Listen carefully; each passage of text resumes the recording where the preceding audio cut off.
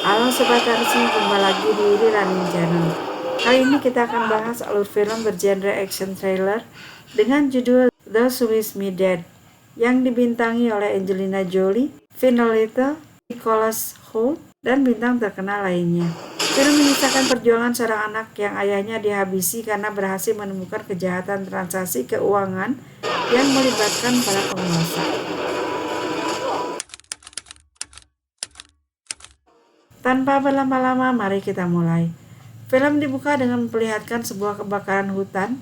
Di sana nampak ada petugas damkar hutan yang tengah berusaha menyelamatkan beberapa orang anak yang terjebak di antara kobaran api yang begitu besar. Rupanya itu mimpi dari seorang wanita yang begitu ketakutan.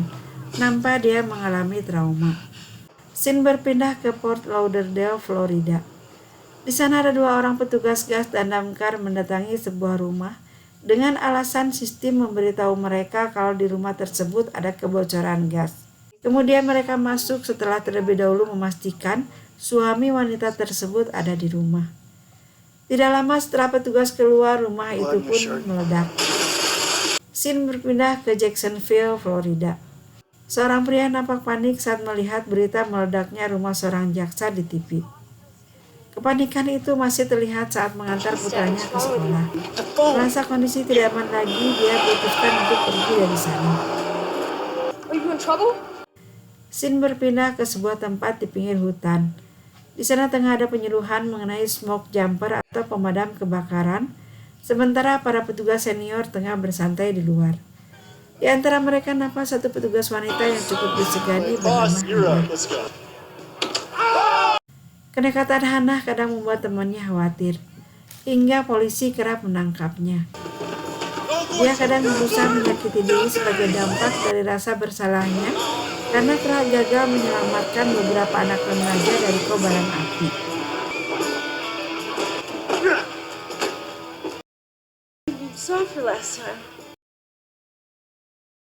Why you failed your psych eval? Yeah, it fucking hurts. Good. Learn something. That had nothing to do with fun. I know what you're trying to do. Maybe I'll just jump. Dua orang yang pernah masuk ke rumah jaksa di Lauderdale kini berada di Jacksonville. Karena orang yang dicari tidak ditemukan, akhirnya mereka pergi ke sekolah penyintas soda Butte mengikuti arahan foto yang mereka temukan. How about the one in law enforcement? Di jalan, Connor diberitahu ayahnya kalau dia seorang akuntan forensik. Tugasnya menyelidiki transaksi yang menyimpang. Jaksa yang rumahnya diledakkan adalah atasannya. Dia dihabisi setelah menerima hasil temuannya yang melibatkan orang-orang berkuasa.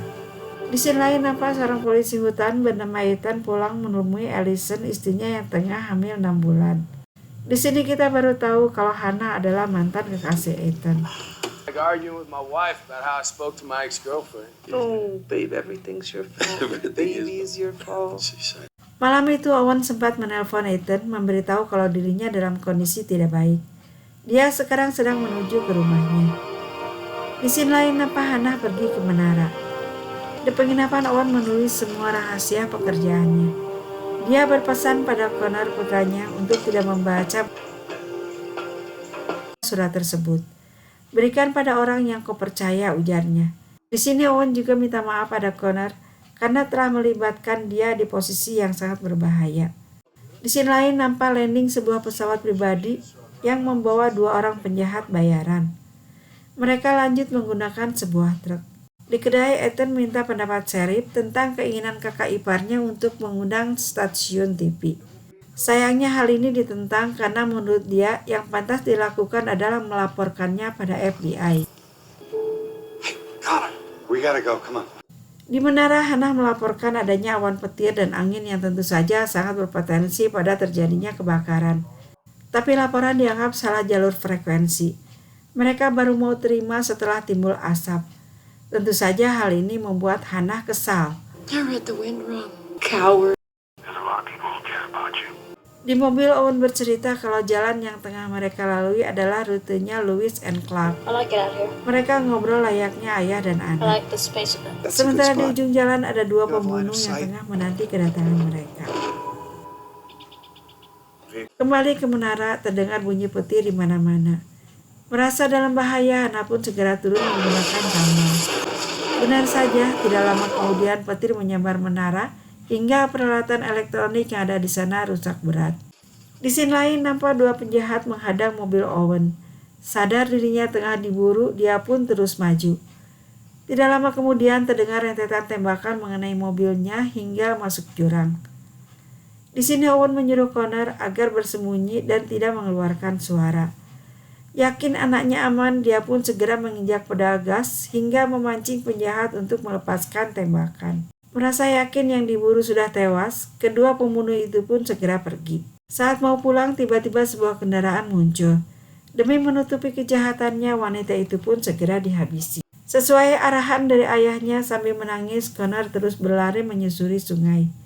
Sementara Ethan yang sedang mencari Owen dikejutkan oleh temuan wanita tewas dengan luka tembak. Di sisi lain, para penjahat bayaran nampak khawatir karena telah meninggalkan jejak di TKP. Apalagi sekarang bos memanggil mereka. Hannah yang kerap dihantui rasa bersalah karena gagal menyelamatkan 3 anak muda dari amukan api, tengah mencabuti serpihan tambang yang tertancap di tangannya. Dari jauh dia melihat seorang anak laki-laki yang tengah berdiri kebingungan. Setelah didekati, dia lari, maka kejar-kejaran pun terjadi.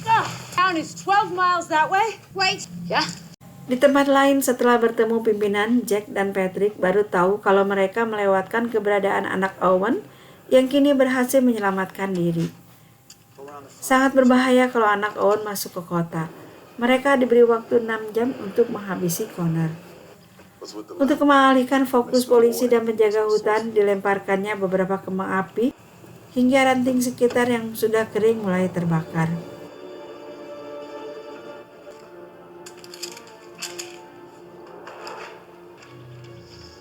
One of the station?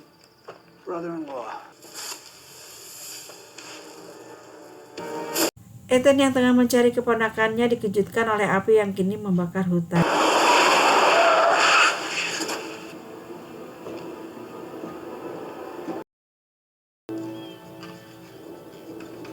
Tower. I should find someone I can trust. I'm absolutely. Sementara itu, Connor yang mulai mempercayai Hannah menyerahkan surat yang ditulis ayahnya. Setelah dibaca, Hannah putuskan untuk pergi saat itu juga. Kebakaran hutan semakin menjadi. Malam itu Allison kedatangan tamu tak diundang. Mereka mencari Ethan dan Connor. Can I help you? Merasa diri dalam bahaya, Allison melawan dan berhasil melarikan diri. The truth.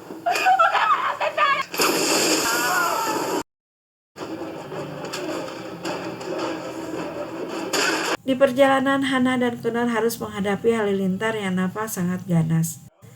Ethan dan Sheriff yang baru saja sampai di rumah dihadang Jack dan Patrick. Sheriff ditembak hingga tewas, sementara Ethan dibawa ke TKP. Ethan yang melihat ada jejak sepatu coba menghapus. Sayang, caranya yang kasar membuat si penjahat curiga. Kini mereka yakin buruannya masih hidup. Karena tempat yang paling aman untuk berlindung adalah menara, maka kedua penjahat ini pun menggiring Ethan ke sana. Di sisi lain, Hannah dan Connor tengah beristirahat. Di sini dia bercerita akan rasa bersalahnya telah gagal menyelamatkan 3 anak yang terjebak api pada saat kebakaran hutan.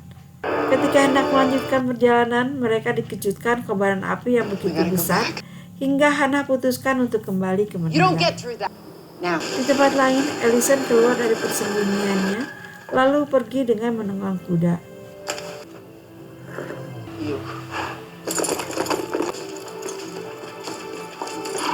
Mengetahui ada orang datang, Hannah segera memanggil Connor. Dari atas dia memastikan kalau mereka yang berjalan mendekat ke arah menara adalah orang yang menghabisi ayahnya. Hey, you're going up that tower. Para penjahat menyuruh Ethan naik ke menara sambil dipantau dari jauh.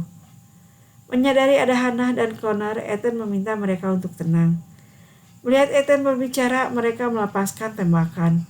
Sadar kondisi bahaya, Hannah dan Connor segera melarikan diri dengan cara turun menggunakan tambang. Saat mau melakukan pengejaran, langkah mereka dihentikan oleh tembakan Allison.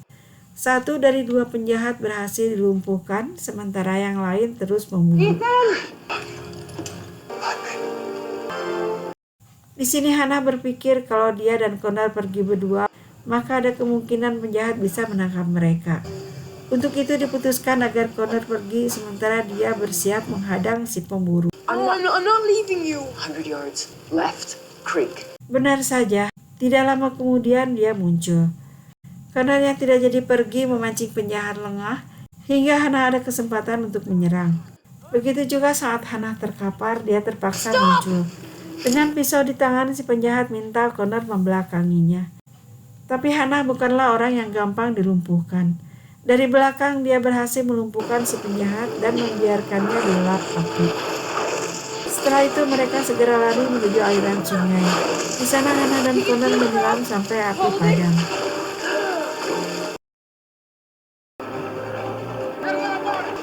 Saat salah satu dari tim kebakaran mendatanginya, dia berkata, "Kami menatap matanya."